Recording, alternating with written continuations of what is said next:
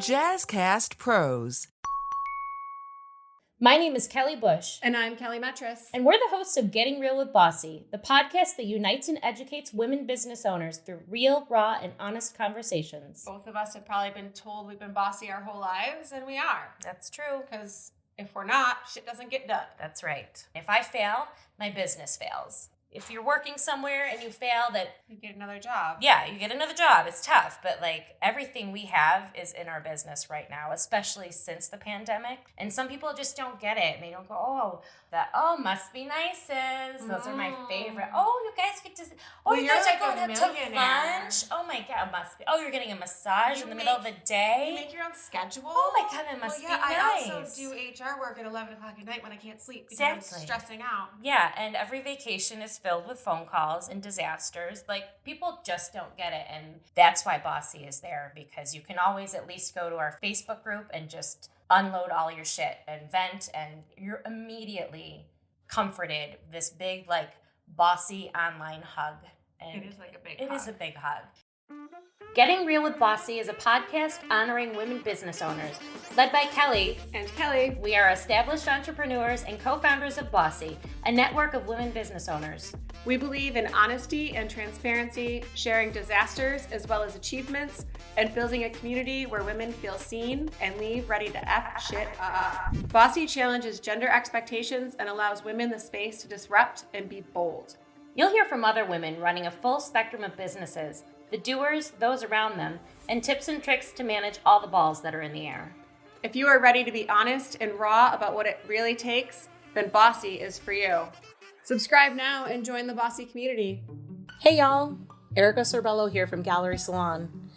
I was asked why I'm in Bossy, and the first thing that came to mind was a bunch of like-minded women who understand the stress and the ins and outs of owning a business. It's like a balancing act, and I am so thrilled to be able to have women by my side. I'm on the vision board to help other women obtain their goals and their business dreams.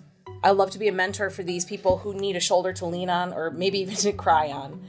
Bossy has helped me grow as an owner, as a mentor, as a leader, and as a badass boss. This podcast has been brought to you by Gallery Salon, where beauty and art collide. You can find out more at galleryhair.com. Kelly Bush, welcome. Thank you so much. Tell me about yourself. My name is Kelly Bush. I am 46 years old. I am a multi-business owner. I own Marshall Street Bar and Grill and the Union Tavern with my husband, Don. And I also own K&B Consulting. Marshall Street's been in business for 12 years right now, and the Union we opened right before the pandemic. So that was great. We'll save that for another episode. We have no children. We've got a dog that I'm majorly obsessed with, and a cat, and we live in Seabreeze. I love your dog and cat. They're wonderful. My name is Kelly Metras. Thank you very much. I am 44. I own Selena's Mexican Restaurant, and I'm in the process of selling my other business, Knox Cocktail Lounge, and also expanding Selena's at the same time, because why not, during a pandemic, expand your business? I have 4 kids. And then if we're getting into pets, I have a anxiety-ridden dog and 2 skittish cats that we got for COVID and some fish that won't die. That's wonderful. So between us, we've got 7 businesses, 4 kids. Bossy. And Bossy, which is why we're here. So we want to tell you a little bit about how we became friends and the journey that brought us to a pub in Seabreeze in the summer of 2014, where this whole idea began. So Kelly and I used to work together at a day treatment school, which was very difficult, and we spent a lot of time getting together talking about our kids and our classrooms and how hard it is, because nobody ever really understood, and it was very comforting to be able to talk to somebody who got it. And I still remember breakfast with you.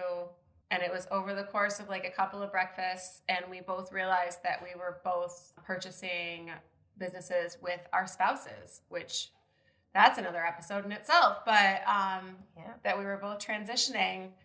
And so our meetings and our happy hours and our breakfasts, whatever we could put into our schedule, transitioned from the day treatment talk to what the hell are we doing?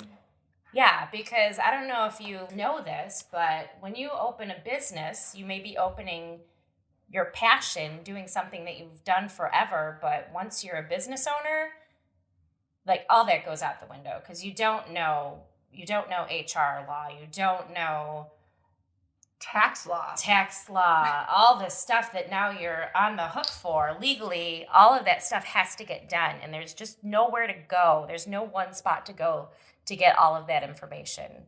So we started being that spot for each other. And one day we were in a little pub in Seabreeze, needless to say, across the street from one that you own now. Yes. It's ironic. And we had a little bit to drink. Mm-hmm. We were having an especially tough night. And we were talking about how amazing it felt when we left our meetings together because it was the only time that we feel understood. And it's probably partially because we own businesses with our husbands, but also partially because we're both in male-dominated fields that we didn't feel heard. We felt overlooked, even though both of us were major decision makers. Our opinions didn't matter. So we decided to reach out to other women that we knew that own their own businesses and invite them to a happy hour just to see what happened. And then jokingly decided to call it Bossy with all capital letters. That was, I think, drink 3 when we came up with the name. And it was as a joke at the beginning. But I'm happy we kept it. I'm so happy we kept it. It's all about ownership and what you do with it, right? Mm-hmm. I think both of us have probably been told we've been bossy our whole lives, and we are. That's true. Because if we're not, shit doesn't get done. That's right. So that's how we got to meeting 1 for Bossy with, 12 people maybe? Yeah, that was July of 2014. We had no idea what to expect, and then all of a sudden there were women, most that we knew, but some that we didn't, and that was so cool because I don't know, it just felt like, it's not like, I'm having this party and all my friends are coming, but there are actually other people out there interested. I really loved that we quickly learned that no matter who your partner is, if you have a partner or if you're doing it alone, or if you're a salon owner or a maker, a creative, there are women in Bossy that are doing things I didn't know existed, but that everybody struggled with a lot of the same things. And so we got to be in a space where we all felt heard. And it was so powerful that we immediately were like, when are we doing this again? And we started a private Facebook group. And I think we maybe had 30 members just from people leaving that meeting and being like, well, I want to invite this person. And we started hosting monthly happy hours. And then that grew from between the Facebook group and the happy hours. We would notice different patterns that were happening, different questions that there weren't answers to. So we started hosting seminars, getting people in a room with an HR specialist, or my favorite being the diversity and inclusion panel, just to put women business owners in a space where they could learn and we could all grow.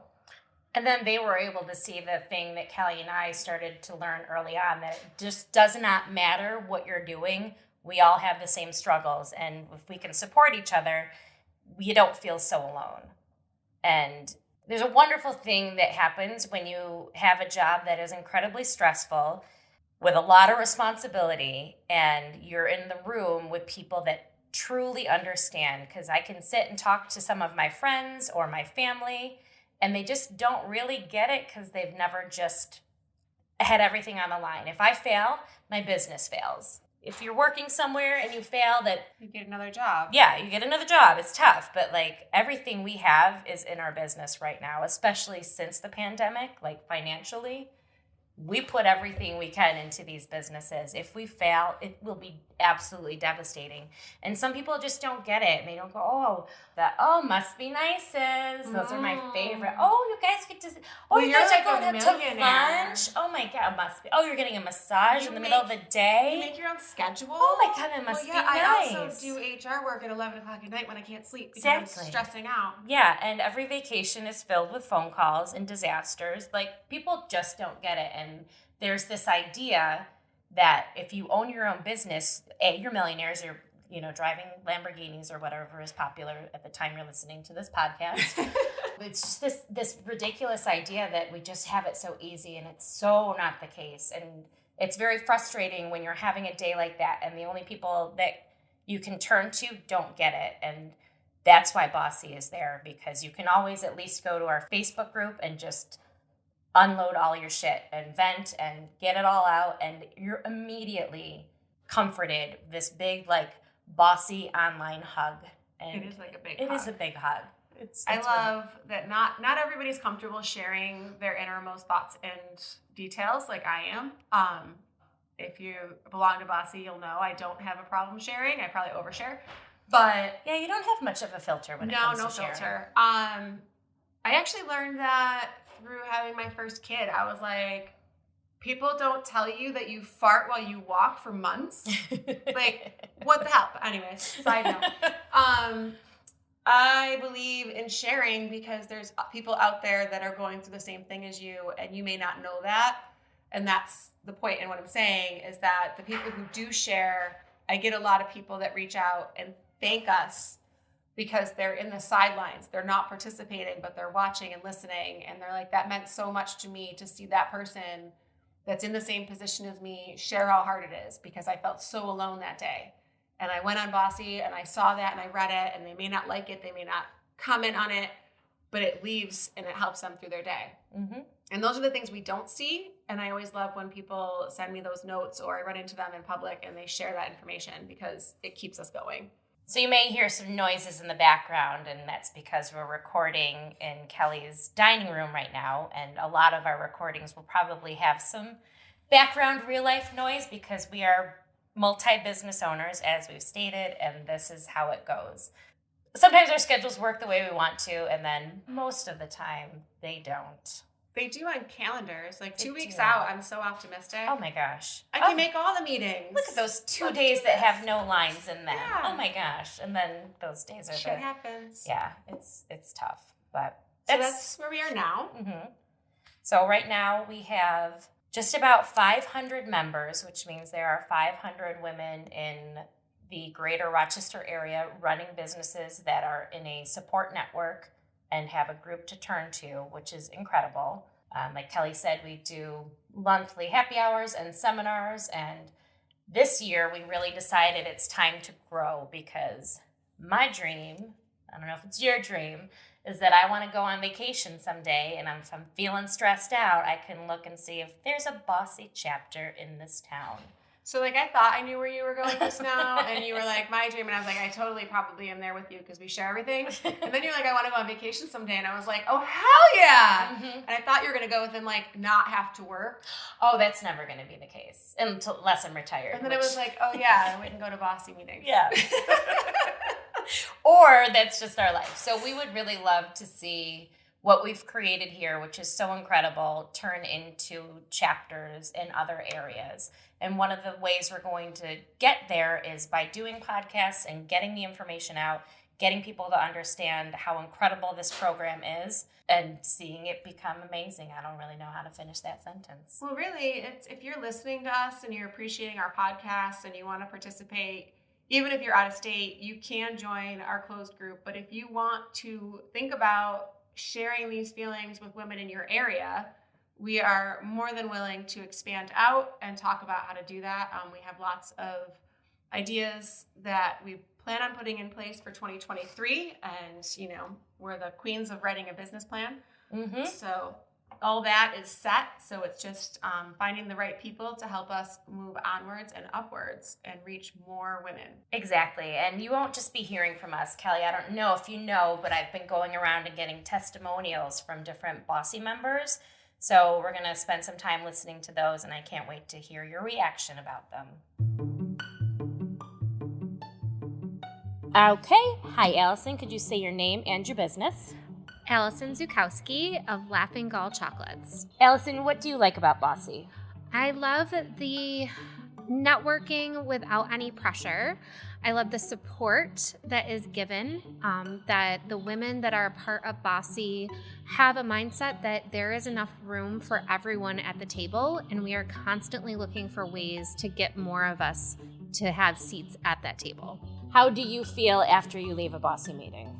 I come to Bossy meetings and I am drained, I'm tired, I'm emotional, and I leave knowing that I'm not alone, that I have support from other people that are going through the same thing in business or in life, and I feel a sense of belonging.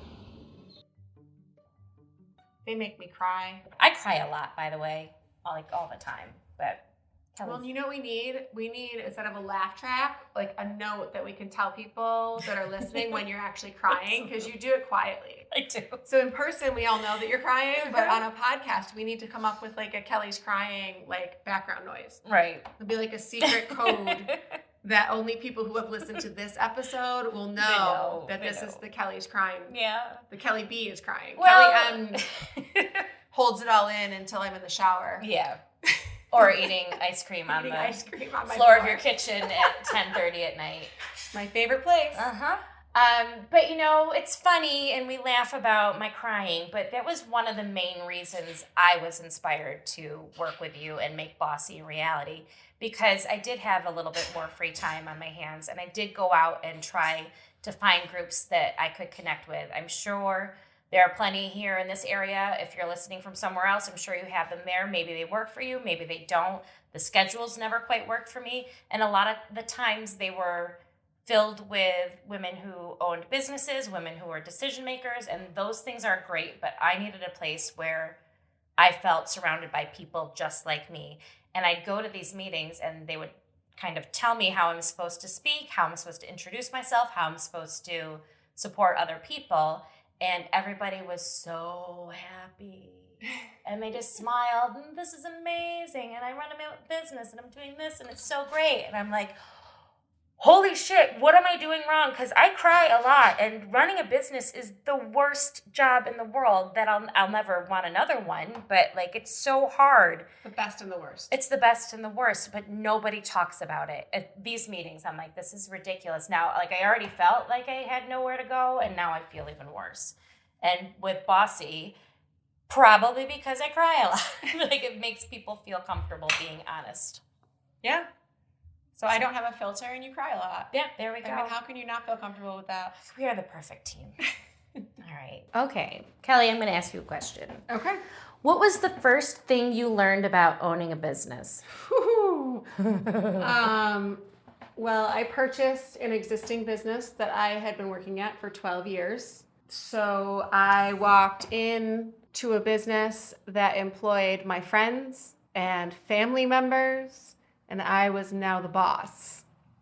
As somebody who was already seen as being bossy, you'd think the transition would have been easier, but it was actually quite hard. So I would say the first thing I learned about owning a business was who were my true friends and who were going to end up on the sidelines.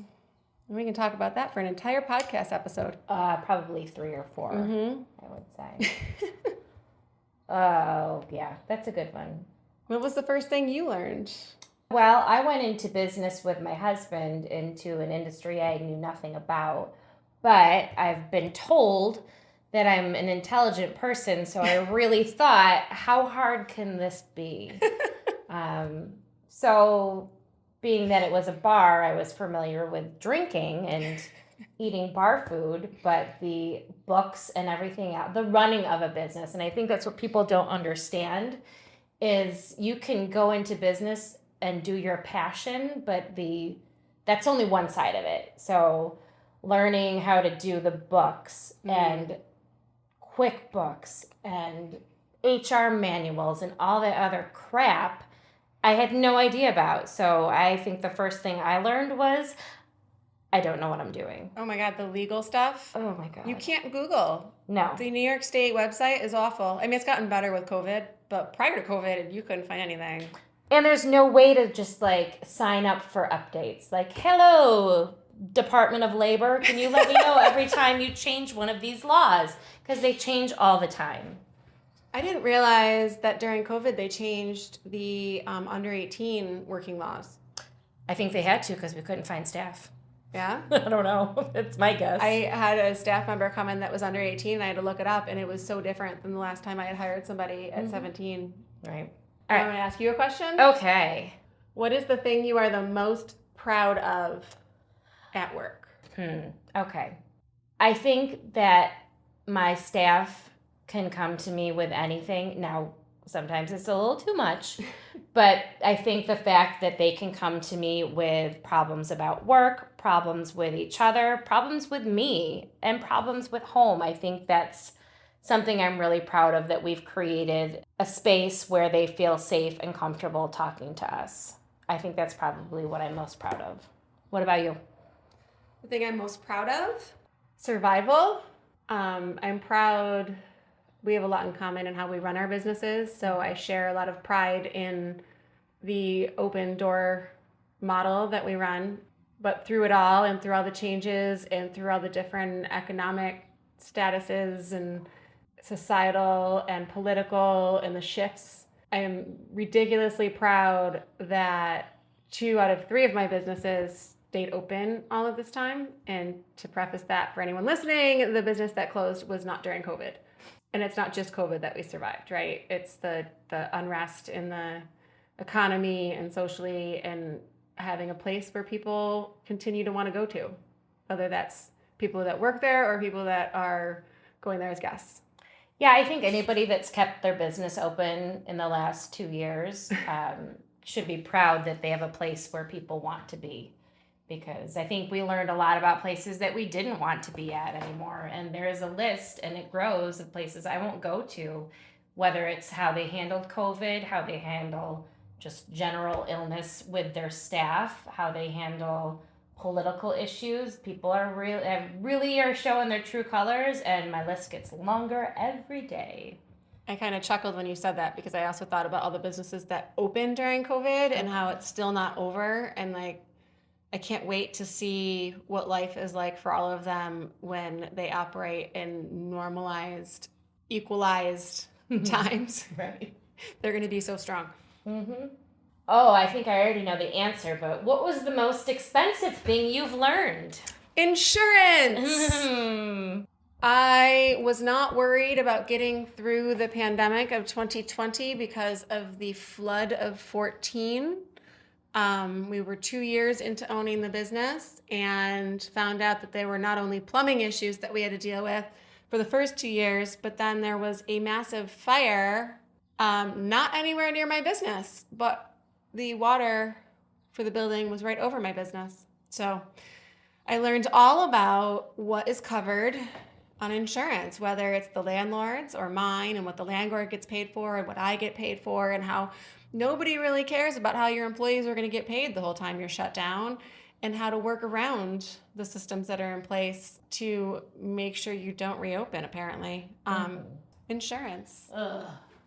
Everyone's like, oh, insurance covered it. No. Doesn't cover anything.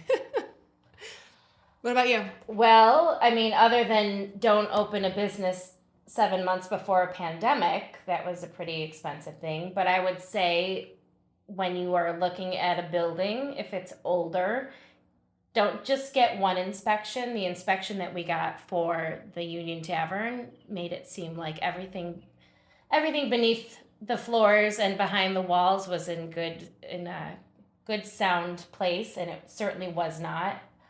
So we really put a lot of faith in that inspection, and then when we got in there, it was a disaster.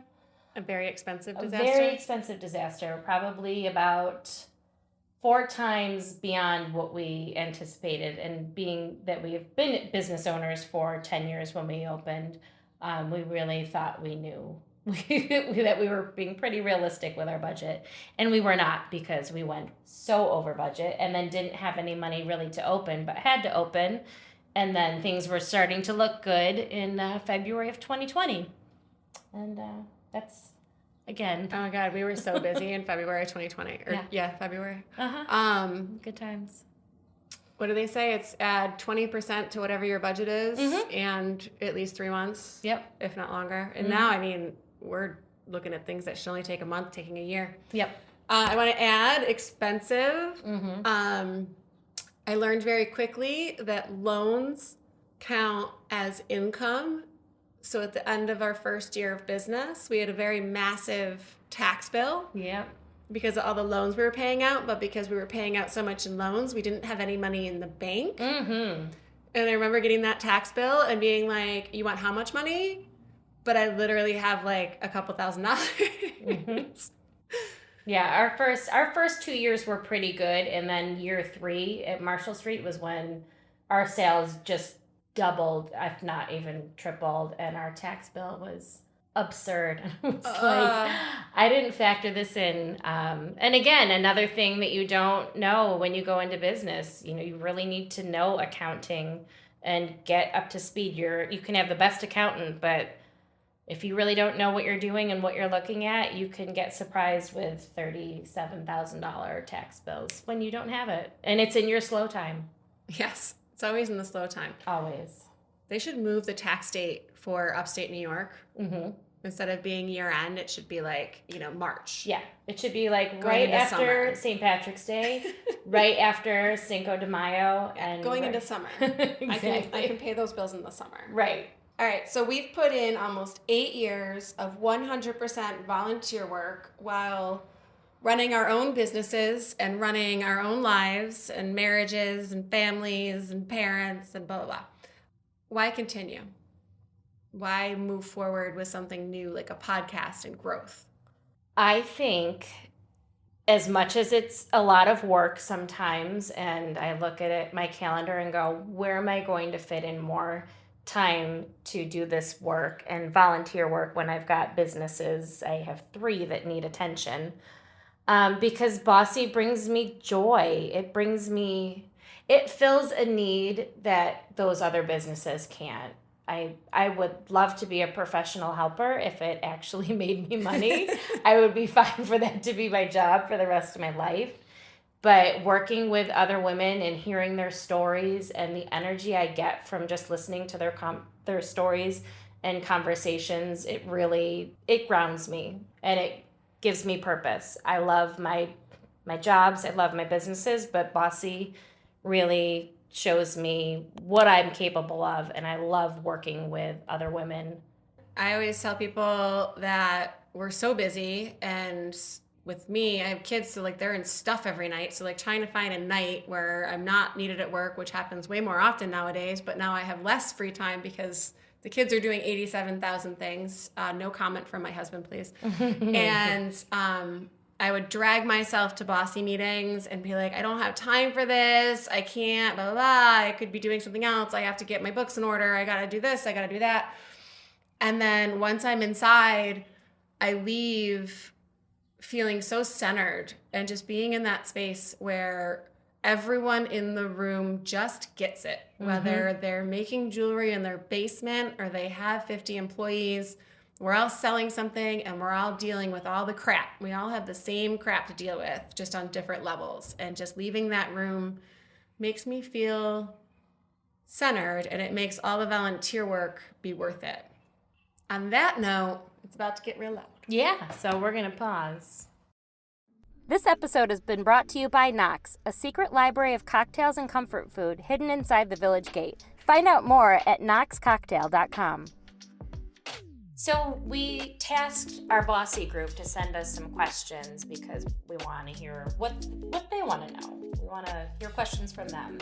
So Kelly, this one comes in from Erica Sorbello. How do you balance it all? Multiple businesses, husbands, Bossy, kids, friends, special needs dogs, because we both have very special needs dogs. Yours is way more. I'm So sorry. I don't want to special. call your dog out. My dog it's just pees horrible. on my side of the bed. Oh, I mean, yeah. So how do you balance it all?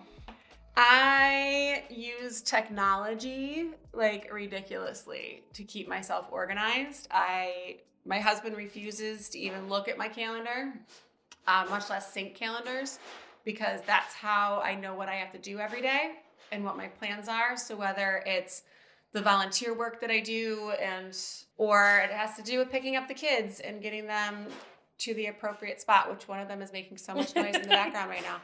And even dates with friends. Like if I reach out to you and I'm like, hey, do you want to get together? I don't mean next week. I mean like in the next month. So Right. there are some people that get back to me and they're like, oh, I have Tuesday free. I'm like, no. I do not have Tuesday free. I'm looking like a month out. I want to put you on my calendar and then I can schedule around it. Right. So that I can make sure the people that I love and I want to see, I can still see. But the immediate week is always full because I'm an optimist and I think I can do it all. Mm-hmm. And then the other thing is support. So 100%, I could not live the life I live without my parents and my mother-in-law and their help with the kids.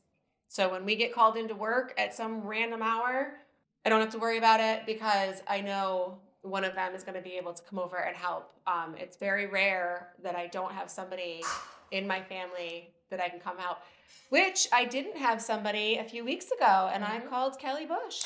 Oh, and I got to hang out with her oldest, who was not my favorite because I'm not allowed to have favorites, but we had a blast together. We had She was so dinner and excited. hung out, talked, and at the end she gave me a hug. So from a 12-year-old, I was like, I'm cool. A 12-year-old thinks I'm cool enough to hug. I mean, it was a side hug, but I took it. I'll take it. So yes, I would say balancing is tech and support from other people. You have to ask for help, and that even includes, your management team and the people that you rely on, because we can't be there 24/7 at work. And if we are there 24/7 at work, we're ultimately failing work because what happens if we get hit by a bus? Right. So how do you balance it all? Well, the same. I think I'll speak to the husband part because I think it's a unique thing about us is that we are running these businesses, most of these businesses, with our spouse. And that gets very difficult because work never ends. So one thing that Don and I have been able to do is create time every day where we don't talk about work. Oh my God, you do that? Yeah, sometimes it's 10 minutes and it's just like a quiet time where we just like let it all go. But we try. It doesn't happen every day. But I'm so jealous. I know, we do try. And I think it's because we don't have a brood of children running Well, around yeah, as like well. we have to deal with the kids when we're at work, Right. and we deal with work when we're with kids, and it just kind of all melts together. Yes. We don't talk about work when we're sleeping. That's good. Well, Yeah. see, there you go. Yeah. What are you complaining about? See? You have that sleep time. But one thing we've also done, and I don't know if you guys do it, is stuff comes up and we work different jobs in the business. So if he's complaining about something, and sometimes I have to say, am I your partner or am I your wife? Because my responses are completely different. And it took us, a long time to get to that point. Another podcast, but it so took therapeutic. a long time to get there where we're like, oh my God, I don't need your opinion right now as my partner. I know usually when I'm complaining, I know what I have to do. I just don't want to do it, or I'm pissed off about it, or I've already tried, and whatever the reason. I just need him to support me and go, oh honey, that sucks. I'm so sorry they are behaving like that, or you had to do that thing. So it's something that's come in very handy. Like, am I your partner or am I your wife? I answer the same both ways. Back to me not having a filter. So I know some people that have business partners that they're not related to. What's that like? And that sounds amazing. Mm-hmm. But yeah, I do like that we can react quickly to things, and I don't have to wait for someone Right. else when it does come to major decision making. And for people that own a business by themselves, I also get how hard it is to not have somebody to bounce off of. Like, yeah, can't imagine. But then you also don't need their opinion. So if you guys disagree on what needs to happen to improve the business, if you're a solo entrepreneur, you get to make that decision by yourself. Right. But you don't get the support every day. Yeah, so many pros and cons to all of it. I don't know which is the best way, but this is the way that we are, and this is what we're in. Balancing the special needs dogs, that's just there's no balance for Does that. anyone want a dog? No. It's just, yeah. There's outside stuff too. My dog costs $1 gazillion a year for all of his health issues, but And there's family and parents and birthday parties and graduations. Friends that feel neglected. Yeah. Friends that don't understand that even when they come to visit me at work, as sweet as that is, I can't always give that kind of attention. And that's a tough one that our friends don't always get. No. Like, it's great. I love it. But Well, and we're in personal at businesses, work, so it's yeah. not like we have like an office. Like, Right. People are like, oh, I wanted to come in and see you. And you're like, well, I'm at work because I have work to do. Yeah. Yeah, I don't always hang out where a place that I own. I sometimes just want to get away from it all. I love going, oh, let's go out somewhere where nobody knows us, or we didn't employ somebody that's working there, or we don't have some type of relationship. It's just sometimes nice to go somewhere where nobody knows your name, which is funny because we tried to create a business where everybody knows your name, like Cheers. But sometimes that's the last thing I want. All right, here's another question from Vicky James. How do you delegate and hire the right people? Which is funny because we started this morning talking about hiring and delegation. Yeah, I can talk about hiring. Delegation is a word I'm really unfamiliar with because I'm really bad at it. But I am going to make that a goal, as I am in the middle of some mental health stuff with my brain after a pretty bad fall and a concussion. And I really need to start delegating and learning how to do that without guilt. And I don't know if that's a business owner thing or an every person thing, because it's been a long time since I've been a woman thing. muggle. Like, you've fought so hard for so many years to be seen as a business owner, and then to not be seen at the business. Like, then people just assume you're not working or that you're not vested. And it feeds into all of those moments where people don't understand that this is a 24-hour job. So if I'm not doing it as much, it's just, there's a whole lot of self-worth looped into that. But delegating is something that's difficult, but it's necessary. Hiring the right people is really difficult. We often hire people we know and are friends with, which is really tough. And if any of them are listening right now, I love you, but sometimes it's difficult to discipline or take the friendship out of it and treat you as an employee. Treating friends like employees is very tough. And family. It's very difficult, but sometimes that's where we're at, like, especially in times like the last 2 years when it's a struggle. It's a struggle to find staff. It's a struggle when half your staff have COVID and you still have to be open because your mortgage payment still needs to be made and you still need to pay for gas and electric. Like, those things don't end. So sometimes you have to call in help, which is great, but it's also difficult. So hiring the right people is, to me, I like to kind of take emotion out of it and just, what is the need that my business needs right now? Because it changes all the time, and who fits that best. I'd like to add to that. Please do. I would say that delegation is super important. You know that I'm a huge proponent of delegation because that's how I get all of my shit done. Good at it too. And again, organizing, really listing out like everything that you do and what are things that other people can do, because there's only so many hours in a day. But I would say firing the wrong people, because I think that we hire, and it's hard to tell in an interview and even those first couple of days if they're the wrong people for your business. Right. And really getting rid of them before they cause more damage. And it could be that they're perfectly great people, but they just don't have the skill set or the personality to meld with everyone else. And we have very small businesses and everyone works very closely together. So seeing and stopping the wrong people from sticking around, because then they stick around for years and it's just like a constant cycle. And it's so hard. And like I said earlier, taking the emotion out of it, like, sometimes people just aren't the right fit and they're amazing and you want to be friends with them, but they're just not the right fit for your business. And that's a really, really difficult thing to do, is to let somebody go that you care about.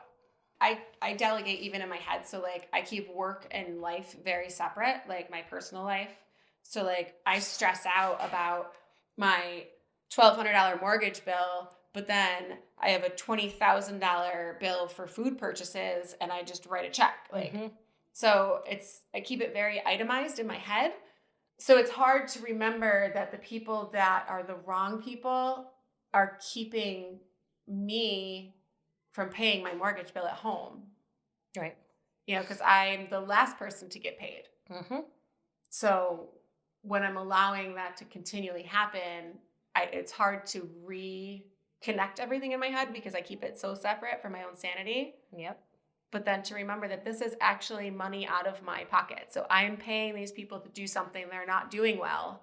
Sometimes more than we're paying ourselves. Oh, yeah. I think everybody right now that I employ is paid more than I pay myself. Yeah. So that kind of leads into our last question from the group, is how do we manage employees? Carefully. Very carefully. I think therapeutically, I would say that our backgrounds it's so helpful. in special needs populations, both of us, I think we do it differently, but I think we both are very therapeutic in our approach, Right. which probably makes it more difficult because there's lots of bosses that'll just fire you with no explanation. Oh, we had a situation the other day. I won't name any names, but we had to have a conversation with one of our staff about something, and my husband was going into work, so he was going to be the first one to deal with it. I'm like, but I want to be a part of the conversation, but it's a Sunday night, and I'm not leaving the couch. So I was like, I'm in on Tuesday. Let them know we'll meet again on Tuesday. So my husband met with the employee. Everything worked out fine. It was a little bit of a misunderstanding on both sides. But he then said, I got to tell you, Kelly's still going to want to meet on Tuesday. He's like, okay. She's going to make it, it's going to be so hard. Like, can't this just be? And my husband's like, yeah, I wish this could be it, but this is how things go. And you're going to need to meet with Kelly on Tuesday. And he was like, okay, all right. And so it's just because they know that I'm going to make them think about their actions. And, you know, it all worked out fine, but that's kind of how it is. Like, they know when they have to meet with me, there's a conversation that I'm going to make them have feelings and maybe cry. I'll probably cry. We've already established that, but they know it's going to be hard because I'm going to really make them think. I go back and forth between the clear cut, this is what you did wrong, and this is what you need to improve on, which people don't like hearing, but it has to be said, to the, what were you feeling when you made that decision? You know, so I go back and forth depending on the instance and how I'm feeling. Right. I mean, sometimes the dementors just like kick in and you're like, I'm just not having it. Right. This is what you did wrong. I need you to fix it. Right. I also try to focus on behavior, and this is what we do with customers too, you know, behavior over person. Like, this is the thing that you did that's wrong. Like, it's not saying anything about you, but this behavior needs to change. This is something that needs to get worked on. This is something that's not fitting with our business model. It's not you, but this needs to change or else. And then I lay down the hammer. It's not you, it's me. Yeah, exactly. It's not you, it's me. All right. Well, I think that is a good start for our questions. Yep. And hopefully everybody has learned a little bit about us, a little bit about what we do and why, and how we manage it all, and some tidbits from other Bossy members on their opinions of Bossy. We didn't pick and choose, just so you know. Some of them we picked out. We had a good turnout at our last happy hour, so we just asked who wanted to leave a testimony that wasn't able to do one already, and some were just emailed in from a post we put up. Hey, we're looking for your feelings on Bossy, and please send them to us. They're incredible. Yeah. They made a lot. Well, guess what? Spoiler alert, a lot of them made me cry. But if you guys have questions you want to send to us, we've got an email, realbossypod@gmail.com. We would love to answer your questions. And maybe someday we can even do this live where we can bring on listeners who can ask us questions. Oh, that'll be fun. Yeah, it's super fun. I'm still learning about how all this works. So that's what we have for you today. I know we've mentioned it before, but things you're going to hear from us in the future is just us blathering on like we did today, or interviewing some of our members. We're going to do some spotlights on people that changed their business model during the pandemic, some that opened during a pandemic. If you can imagine, they're still there. It's incredible. We're going to hear from our partners and other people and their partners and what that looks like. What's it like to support a bossy woman, even if you're not in business with them? Children of bossy women. Yeah, I can't wait for that one. So yeah, we're going to have a lot of really cool things. We're going to talk about how to turn your business into a safe space. We're going to have people on that their businesses have failed and they're still part of Bossy, because once you're bossy, you're always kind of bossy. But we're going to bring on people to kind of talk about that. And we're going to talk about some of our own struggles and our own failures, because we have them too. Yes. So that's what you're going to get from us. And we can't wait to hear from you, and let us know what you think. Be bossy. Be bossy. All right, bossies. Thank you for listening. Now subscribe, get out there, be bold, be brave, and be the boss.